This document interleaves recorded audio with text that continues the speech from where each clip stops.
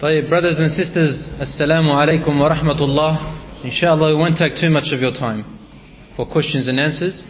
We probably won't go through them all. I'll go to the first question. The two stories, the questioner asks, the two stories that you said, are they really true? I don't know which two stories, but they are all true, brother or sister. And all the other stories before were based on hadiths. Read in Rijal Hawla Rasul. There are also little tiny booklets which scholars have also written. A lot of tapes that talk about these things.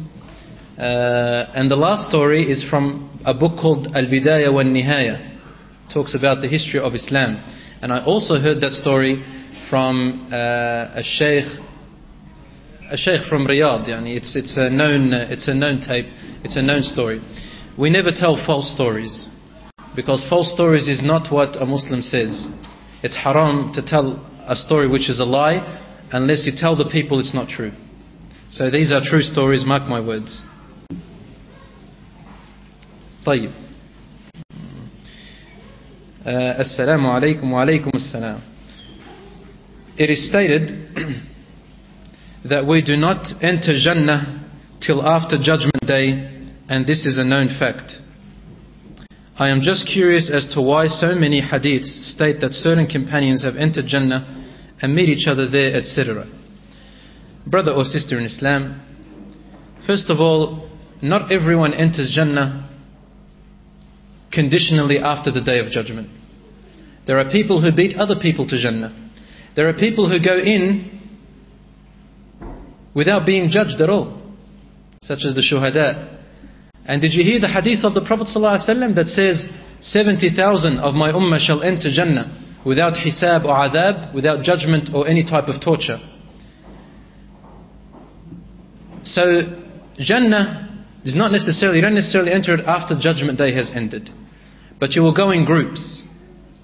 But you have to wait at the door of Jannah until the Prophet Muhammad ﷺ enters it first. That's the only difference. So the first part, it's not a fact that everyone enters Jannah after Judgment Day. But as soon as Allah descends to begin the judgment, then people start to enter afwajan afwaja, meaning in groups. Not as soon as they are resurrected, but as soon as the Prophet Muhammad ﷺ prostrates to Allah and says, and Allah then descends when his anger calms down, and he says to the Prophet ﷺ, Ya Muhammad, irfa' ra'sak, lift your head, wa'ashfa' tushaffa' was'al tu'ta. Make intercession, I will give you, and ask for whatever you like, I will give you. And then he says, Ya Rabbi ummati ummati, my nation, my nation. And then Allah begins to call out, enter such a people in, and enter such a people in, and so on and so on, and judgment here and judgment there. Secondly, why hadiths, many hadiths state about companions and others were entering Jannah as though it is speaking about the present time. Brother and sister, this is the way Allah subhanahu wa ta'ala speaks. Because to Allah, time has already passed. Did you hear the verse in the Quran where Allah says, وَإِنَّ يَوْمًا عِنْدَ اللَّهِ كَأَلْفِ سَنَةٍ مِمَّا تَعُدُّونَ. One day to Allah is like 1,000 years of what we count. And that's only one day to Allah. Everything has already happened to Allah. Secondly, Allah's knowledge of everything is already there before He began creation, before He even created the pen, before time. Allah knew. And so He speaks, Allah subhanahu wa ta'ala speaks as though it is now to us, but because He does not need to say in the future. Because the future can change. But to Allah, He already knows what the future is. So He does not need to say in the future. Another question. The questioner asks, I hear you and understand you with every minute. Struggle to attain Jannah. Yes, that is one of the main points. But I have a concern. How can you struggle and want to feel this sense of poverty and struggle if you have a family who are Muslim but love the banks and go against everything you do according to Deen al-Islam, and you're only so young? This is a question from a sister. May Allah reward you for having that concern.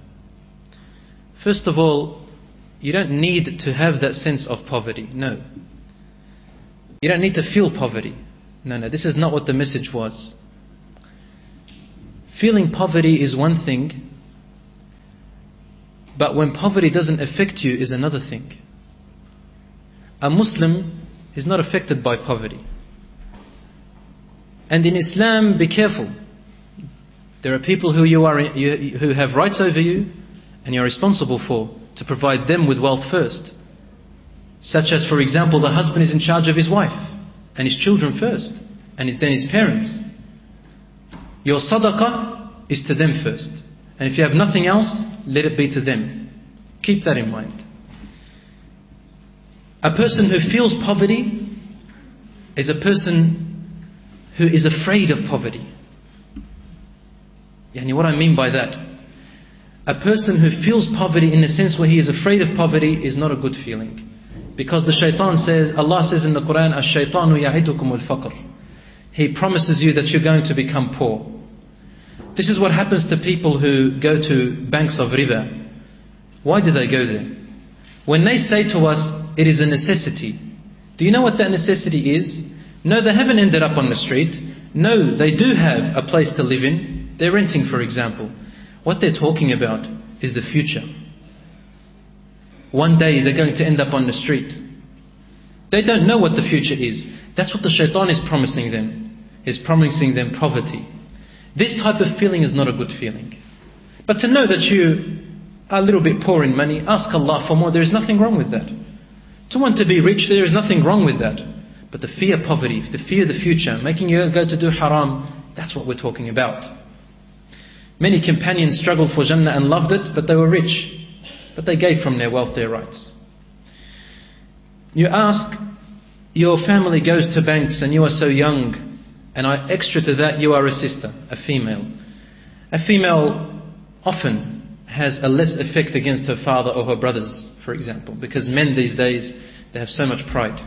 They can't accept an advice from a child or a woman, which is quite very on the contrary in Islam. Sister, you are to do what you are able to do with your tongue. First of all, with your hands. If you're able to change something with your hand, change it. If you can't, change it with your mouth. Speak good words of wisdom, like what the Prophet used to speak.